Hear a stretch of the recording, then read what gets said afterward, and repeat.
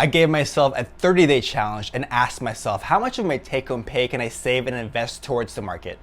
And last month, I was able to save 62% of my income.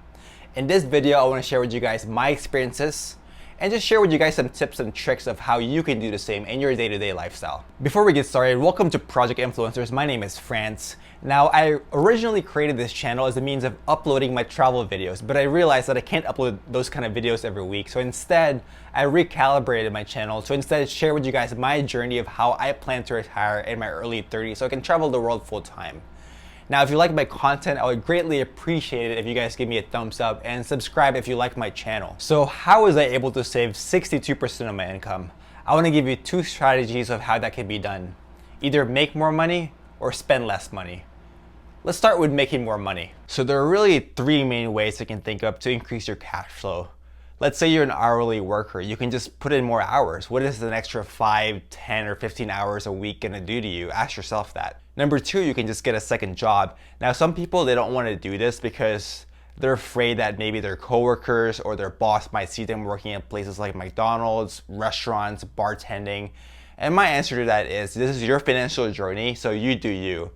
Don't be so worried about other people judging you. This is your life and it doesn't matter what other people think. The next part is side hustles, number three. So let's say you are really good at photography. You could start a wedding clientele base. I know photographers can easily make $300 to $400 per week per session.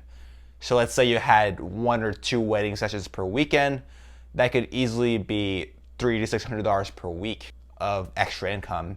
Now let's say you're a tax accountant. During tax season, let's say from February through April, you can do 5 to 10 returns per week, and each return may be $50 to $100. So that's maybe, let's just say $500 per week of extra income. So really there are endless ways to generate more income. Just use your skill sets, whatever you're good at, and try to make money from those skill sets. Now, the next strategy that I'm about to share with you guys today is actually, I think, a lot easier. So the first part, I told you guys how to increase your cash flow. And this next part, I'm going to tell you guys how to decrease your expenses, which essentially increases your cash flow. So the first strategy that I share with you guys, it definitely takes more work, whether that be putting more hours to your job, getting a second job, or working that side hustle. Essentially, you're trading in time for money. This next strategy, which is cutting down your expenses, it's more of a discipline. It's all mental. So imagine someone making $60K a year versus someone making $1 million a year. I am more impressed by that person making $60K a year being able to save 50% of his or her income. So the three biggest expenses of an average household are housing, food, and transportation. So how do we cut down on housing cost? Number one, let's say you just graduated from college, you can live with your family, live with your mom, your dad, your aunt, your grandma.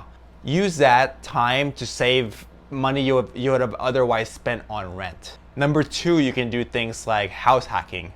So let's say you bought a small 3-bedroom house where you lived in the master's bedroom.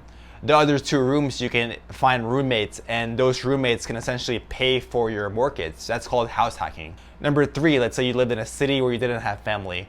So maybe get a 3-bedroom house with a bunch of roommates. So instead of 3 people splitting a 3-bedroom house, you could have 6 people splitting a 3-bedroom house. And I know if you have like a wife, some kids, these tips might not be beneficial for you. But for that, let's say you had a small 3-bedroom house and you had an extra room where you didn't use. So you can do things like just Airbnb that room, use it as a private room.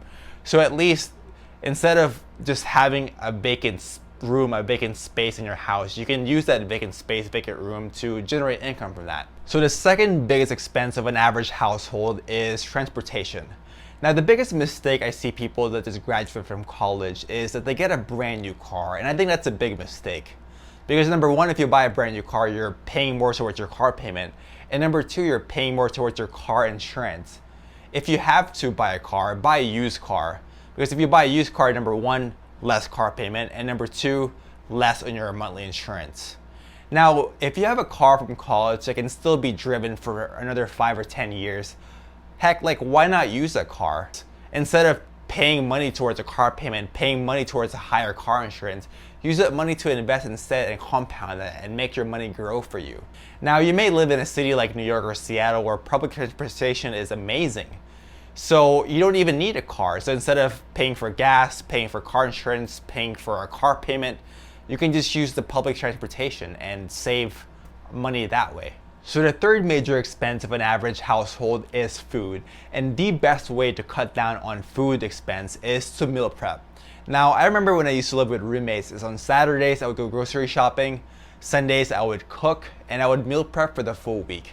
Really, the biggest thing you want to do is cut down on the cost you would spend on eating out. Now, I'm not saying to never eat out, never hang out with friends, never go grab a cup of coffee. Have a small and conservative budget when it comes to these things.